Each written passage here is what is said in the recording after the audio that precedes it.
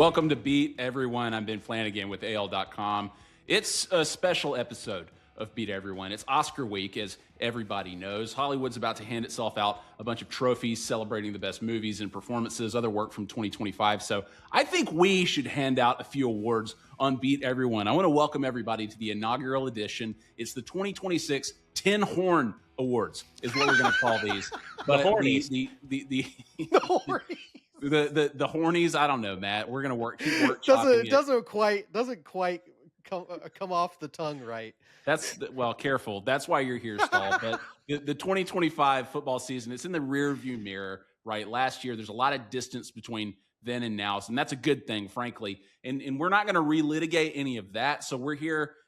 We here at Beat Everyone, we want to shout out awards that Alabama's football team needs to win in 2026 if they want to win in 2026. And putting on their tuxedos, or apparently not, I'm the only one who got the memo to dress up for this, helping me to do this. Two good friends, we're going to roll out the red carpet for them on the podcast. It's the Matts. We've got Beat Everyone producer Matt Scalici and AL.com Alabama beat writer Matt Stahl. How are you guys doing? Let's start with you, Stahl.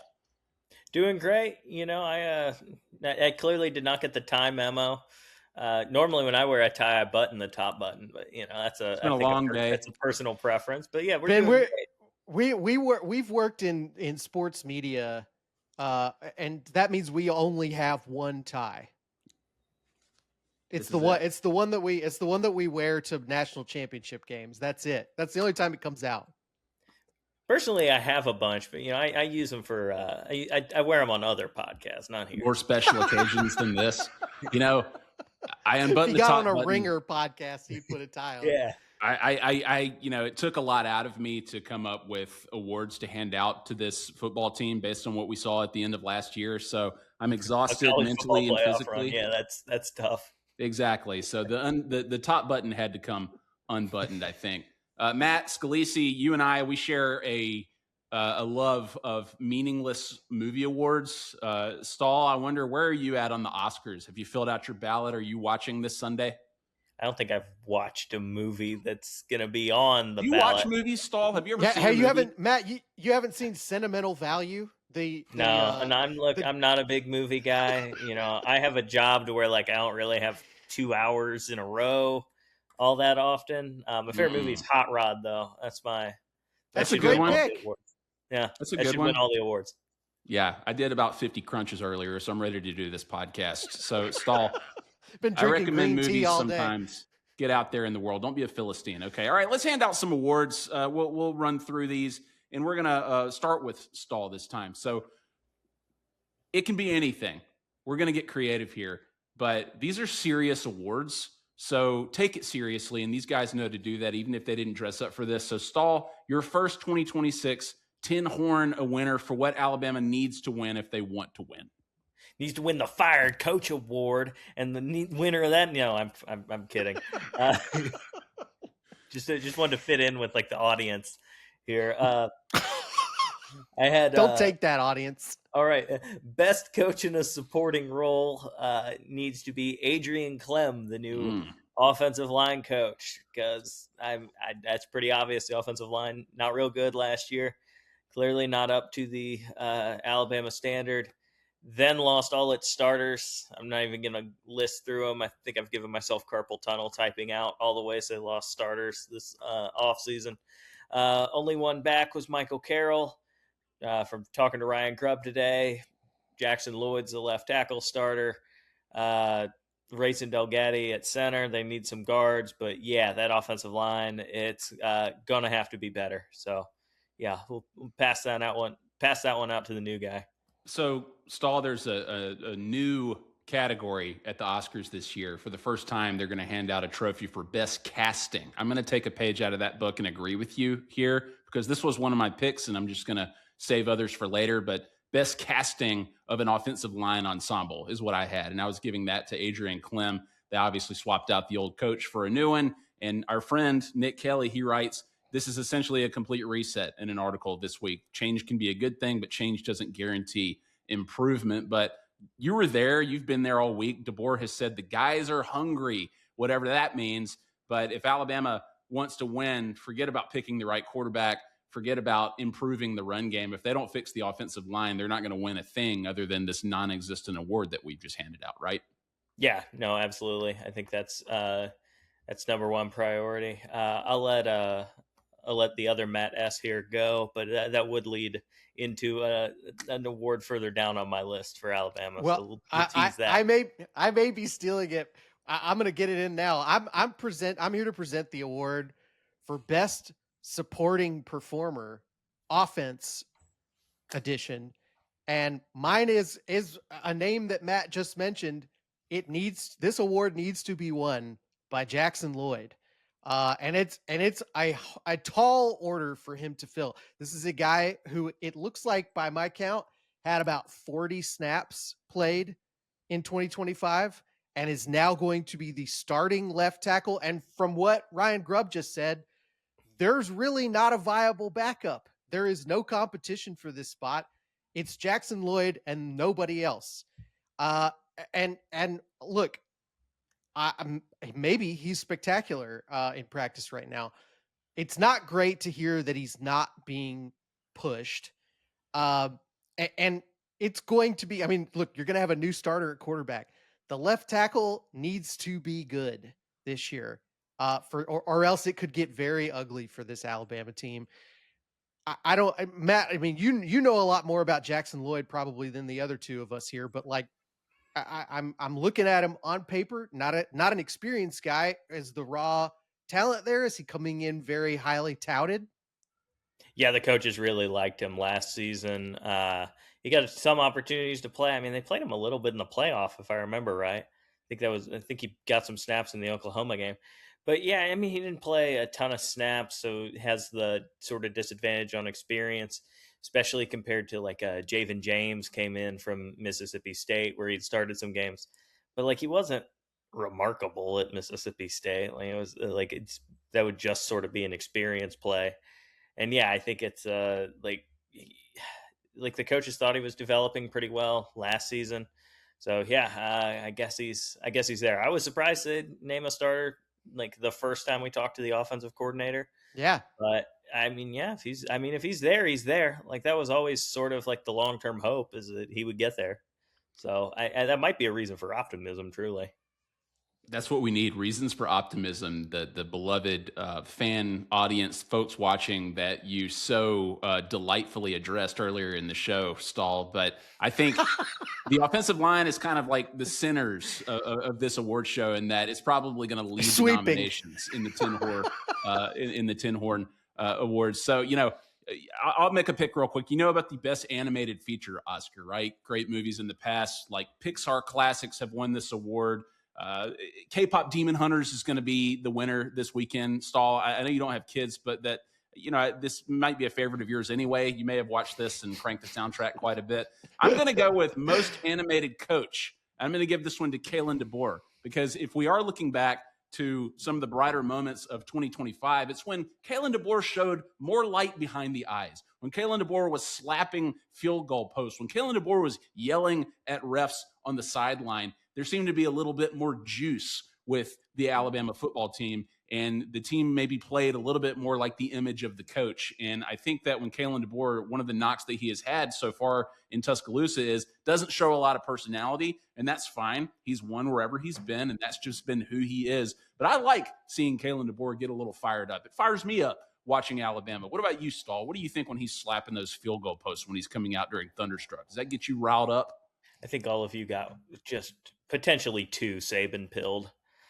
Like, I don't think it matters. There's plenty of coaches that have shown plenty of different levels of animation through the years. I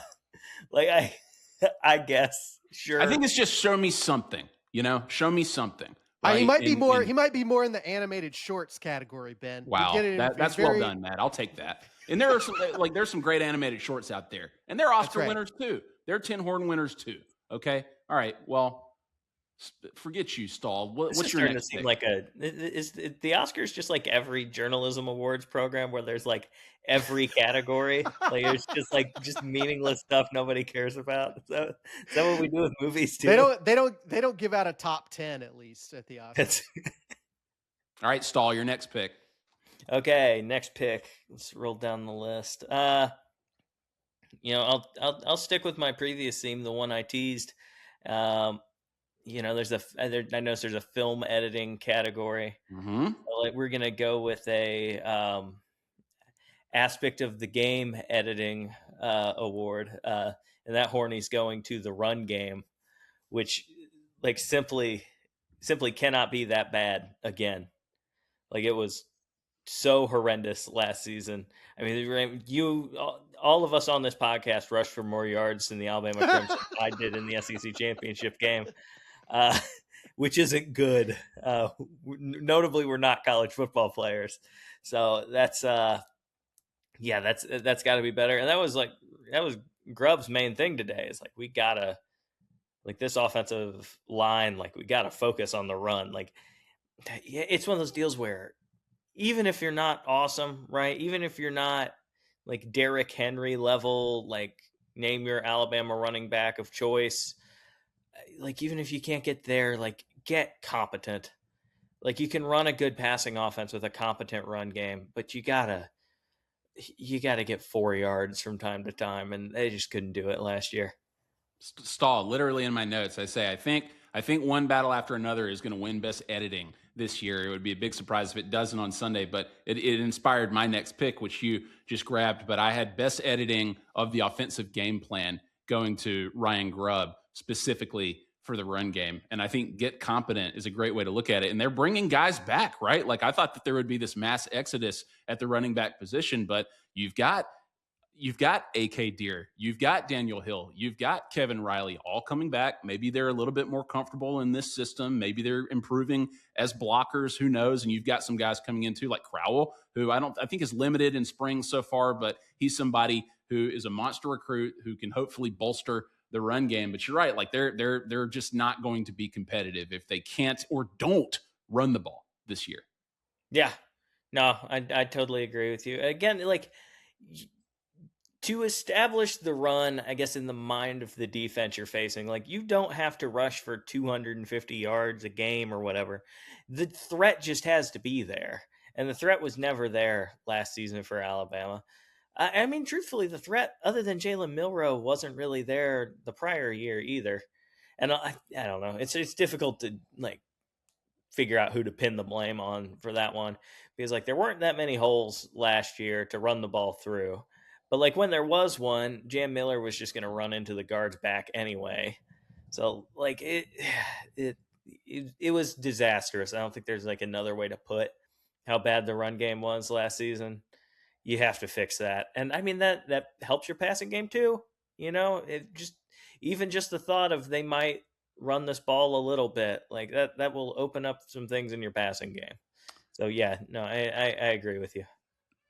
Matt Scalici knows this well too, but after you've handed out a few awards at one of these award shows, it's usually time for a musical number. So Stahl, I didn't know if you had anything prepared, if you'd like to perform anything before we get to Matt's next pick. Yeah, I'm gonna perform a cappella, just some Kendrick Lamar selections for everybody. Okay, let's move on.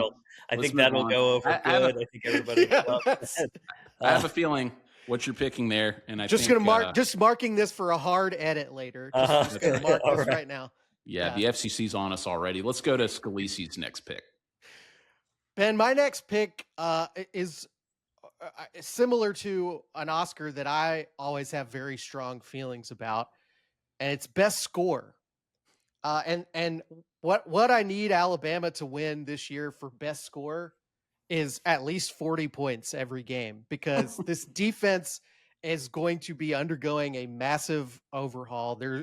They could end up being very good, and they've recruited well, and they've brought in some interesting transfers, but they're going to be replacing basically all the key pieces on the defensive line, the linebacker core. It could be rough at first, and frankly, they didn't go out on a great note. in the playoffs. Obviously, I mean, I would say there were great moments against Oklahoma, but out of the gate, a rough performance to start that game out. Certainly, Indiana kind of did whatever they wanted to do, especially in the second half. So this is a group that had its great moments, but also clearly has even last year, even with some experienced guys up front, there were deemed to be some weaknesses that other teams took advantage of. I think that, we know at this point that the way defense operates in this era is you've got to capitalize on big plays, and Alabama's done a pretty good job of that so far under this staff. But I think it could take some time for this unit to gel, and they've got, not the easiest September in the world. So I think Alabama's offense is going to have to be high producing. They're going to need to put some big numbers up until this defense figures out what it is. Why don't we translate that to the defense too, Matt? I mean, we didn't see the defense score enough for Alabama, and we're coming up on the 10-year anniversary of one of the greatest streaks I've ever seen in my life. Matt Stahl, I think you were probably watching Coco Melon or Teen Titans when this was happening, but the non-offensive touchdown streak that, and you talk about Saban, you talk about Saban-pilled, Stahl. You're right, because that spoiled Alabama fans. And I remember, like, in real time thinking and saying, we'll never see this again, right? Like, what was it, 10 straight games or something like that when Alabama scored a the 2016 touchdown? What did they do on special teams this past year? On defensively, how many pick sixes did they have in 2025? Matt Stahl, was it like one, maybe one or two? Maybe two. Well, at least one. Yeah, they had the Tennessee one. The Tennessee game. That's the one we all can remember. So, man, like, attack the ball. Let's score some points, and let's don't put it all on the offense. But I'm looking forward to it, but not necessarily expecting it. All right, my next category here. That's a good pick there, Scalici. My pick, the next Tin Horn Award I'm giving out, is least likely to get blown out in a championship game if you actually make it. And so, if Alabama is able to make the SEC championship game again, or they're able to make the college football playoff quarterfinal again, that they don't just crap the bed again, the way that they did against Georgia in December, and obviously the way that they did at the Rose Bowl against Indiana. They got embarrassed in those games. And for Alabama, for any team really, like, it's not enough to just make these games. If the whole standard is championship, if the whole standard is like you want to reach that level again, if there's an ocean between you and the team that's actually going to win a championship and actually going to look like a team that belongs there, then this award is for you. And hopefully Alabama can take that next step, which they've been able to under Kalen DeBoer so far. We've said it on the show many times. They have leveled up from year 1 to year 2. It's time to level up from year 2 to year 3. If Alabama makes it to that level again, they can't get blown out again, because even if you make the college football playoff, which is an unattainable goal for so many teams out there, and they're able to get there and they get blown out again, it's going to be bad news, and it's not going to be enough. And we're going to be having like a lot of hard conversations. But something tells me, because of Kalen DeBoer's trajectory in his career so far, we'll see improvement. But if we don't, then it's going to be tough sledding, I think. Stahl, you think there could be fireworks if that happens, don't you? Do I think there could be fireworks if they make the college football playoff and lose? From the fan base, sure. I don't think that's I don't think it's necessarily like a fireable offense.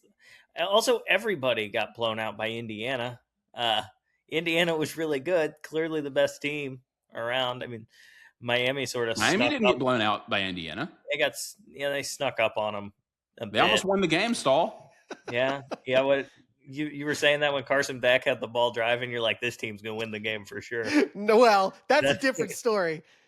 Well, they weren't blown out though. I mean, look, Oregon, I think, I don't know. People felt much more positively about Oregon than Alabama last season, it seemed like. Sure. And Oregon also got just their doors blown off by Indiana in the Peach Bowl. So, like, yes, I agree. It would be like, that is the next step, is get to those games and like actually look competitive. But yeah, I don't know that it's some sort of like malpractice if you go lose a college football playoff game in year 3.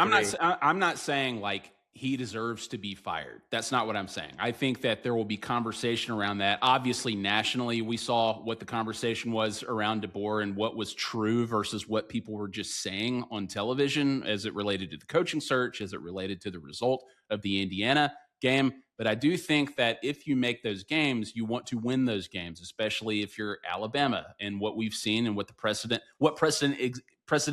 exists in Tuscaloosa, it's obviously not the same. And I think that this is another symptom of having to move on from the Saban era and not being as Saban-pilled and accepting that Alabama is different than what it was. And it's not the golden era that it was under Nick Saban. But I do think, though, if they make that game and they get blown out again, the question after the Indiana game was, can Alabama reach that next level? Or what do they need to do to reach that next level? And if it's more of the same, people are going to be pissed off. That's just the way it is. And that's Ben, fair. if they get blown out again, he may get an offer from an NFL team this time, for all we know. I guess my thing on that is like, are we having this conversation in the same way if Nick Saban's here and did the exact same thing? Because no, I mean, there's a part of me that's thinking like let's say Nick Saban hadn't retired and coaches a few more years. Like I think he has the two. Like maybe a game here, a game there, but those seasons I think have the exact same ending. Right? Stahl, he won 6 national championships before that. He could have coached for 15 years if he wanted to. Let's talk about that's true, but the era's different. Clearly, Alabama just isn't the like juggernaut. We're going to get every single good player in the country that they used to be. Yeah, and that's true, but that would have been the same under Nick Saban, right? But let's talk about the time that this did happen to Saban, right? Which was the 2018 national title game. They get to the national title and they get blown out in that game. And that I mean, I guess you could argue the difference is they had not lost up to that point that season. So it came as a little bit more of a shock. Nobody was concerned about it going into that game. But I mean, yes, Stahl, you're right that people did not react towards Saban after that game happened, but there was absolutely a lot of calling for an overhaul of saying like the changes need to be made to how things are going because this can't happen again. And there was a bit of a staff clear out after that game. And I don't think that was Saban responding to other people's suggestions or pressures. But I mean, I think it's how he approached it. I think he looked at a game like that and said, we clearly have been doing something wrong and we got to make big changes. Yeah. And they didn't make the playoff the next season. And then they were arguably the most dominant team in college football history 2 years later. So it's how you respond, obviously. Stahl, I think you've got one more.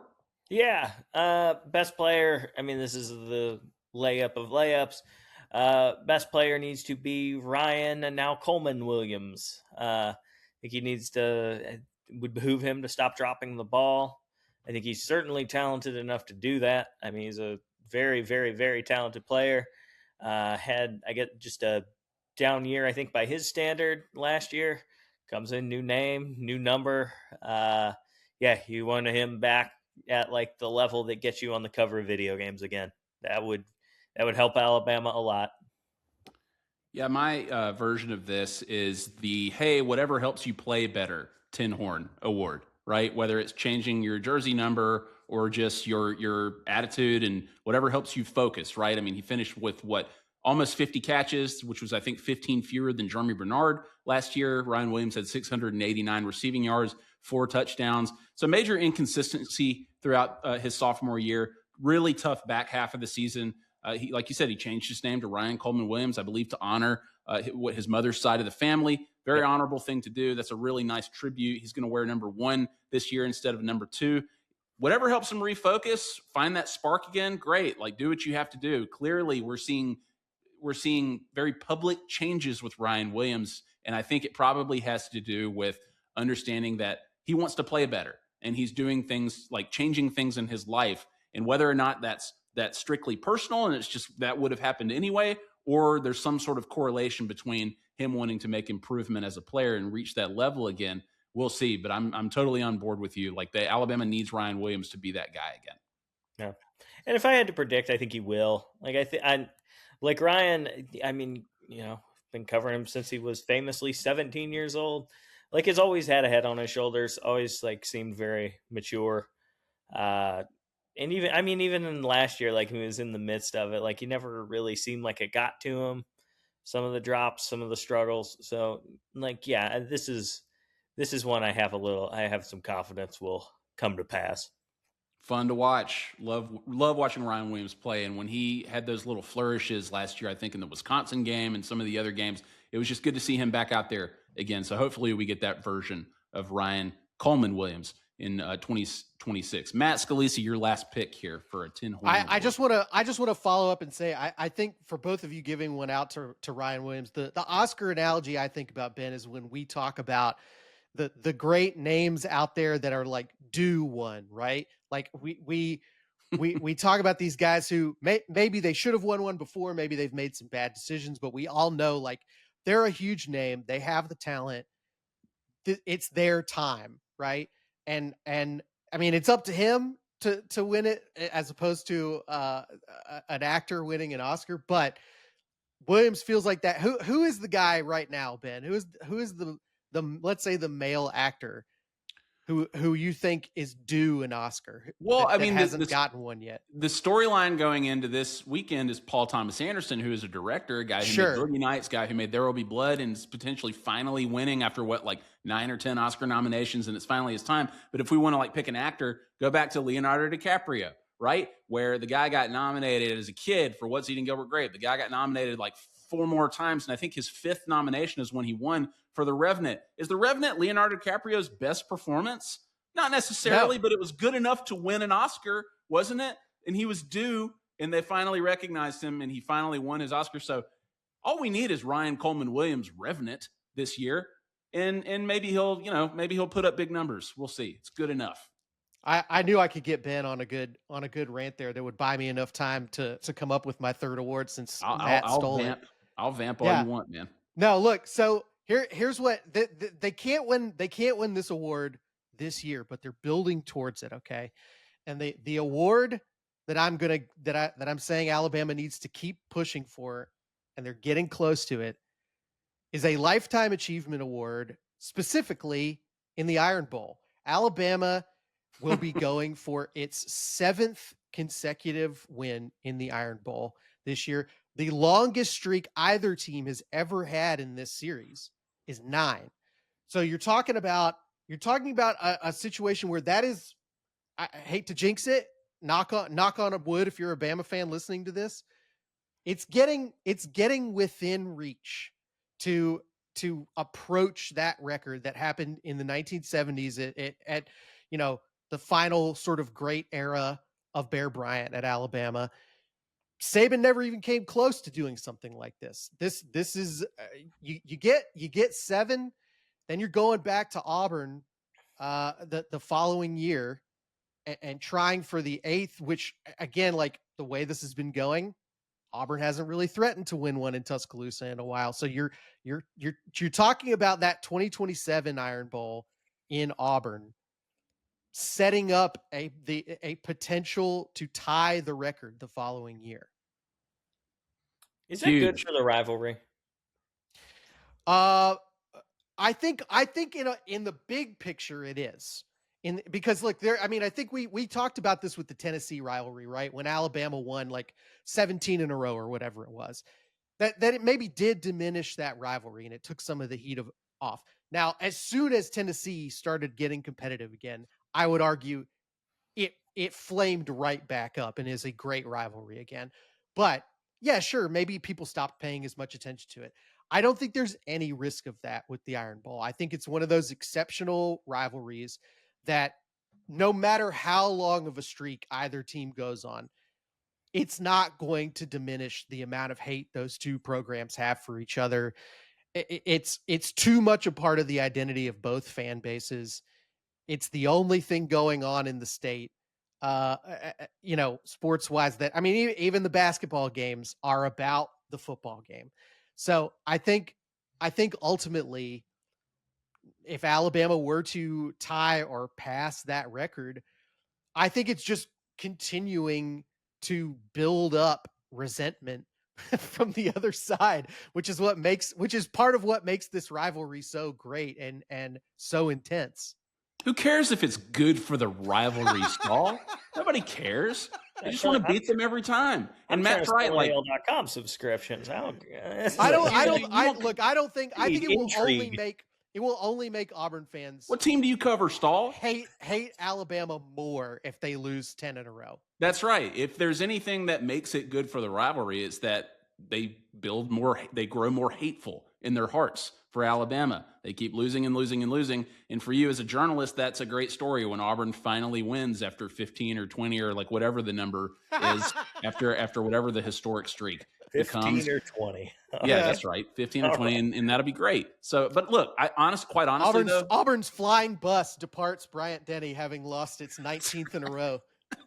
But quite honestly, I mean, I think Golish is a really good coach. I think he's aggressive, and I think that he is going to want to win this game. I think he's going to want to win it this year. Whether or not he can, I don't know. It's how you define yourself as an Auburn coach is winning an Iron Bowl. And he's going to be competitive. Yeah, he's going to be competitive. And I can report, as of 2 days ago when I checked, man still doesn't have a public golf handicap. So, like, he's locked in.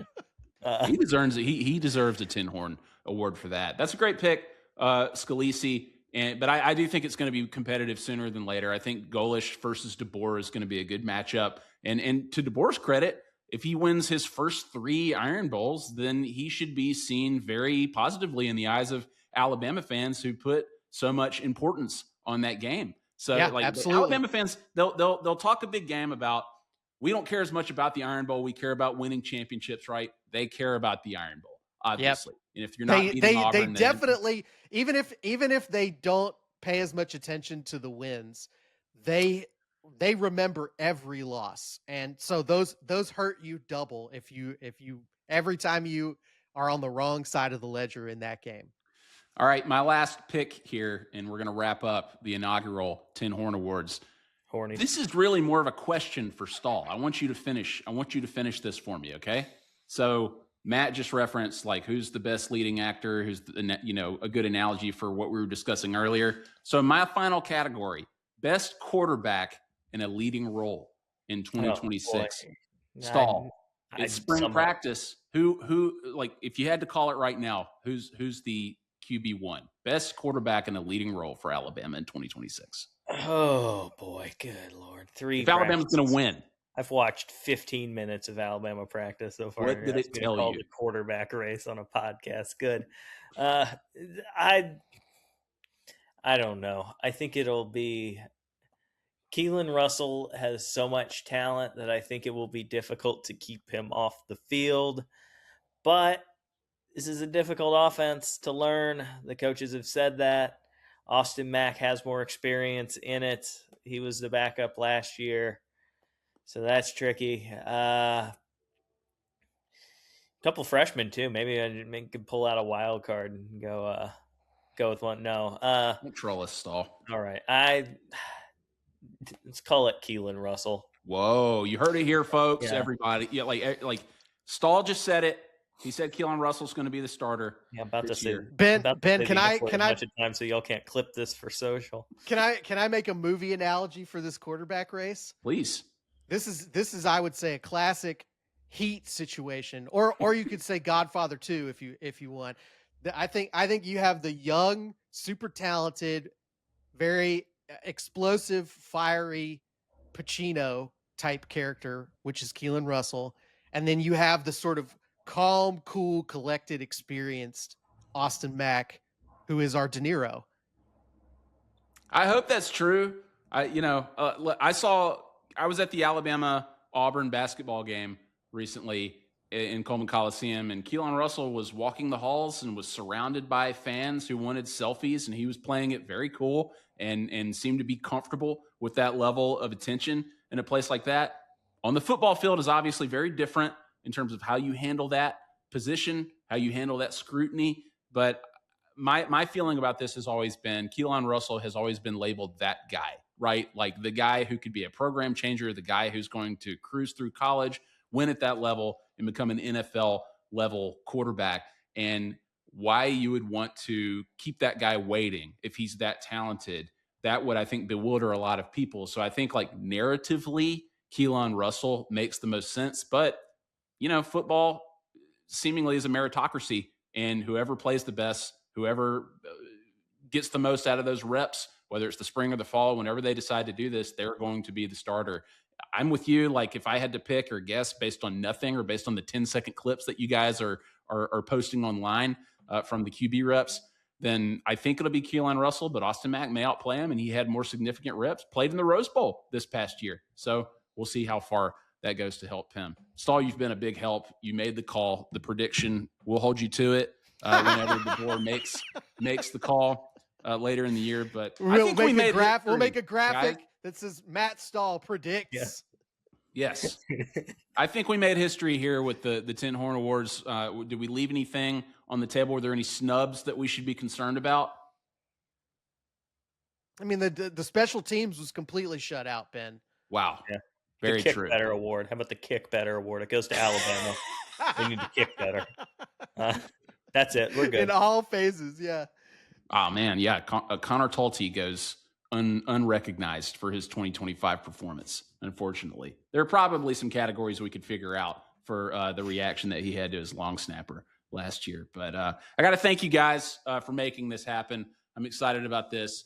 And this just starts the countdown to the 2027, the second annual edition of these awards. But you got to go read all of Matt Stahl's coverage, along with his colleague Nick Kelly's at AL.com. They're doing a great job so far. Spring football is underway. It's officially football season as far as I'm concerned. So, Matt Stahl, we always appreciate it. Chili God, they say out there in the community of Tuscaloosa. We want the recipe soon. And then we've got Matt Scalici. As always, appreciate you producing this and giving us your 2 cents here. And until next time, I've been Flanagan with AL.com.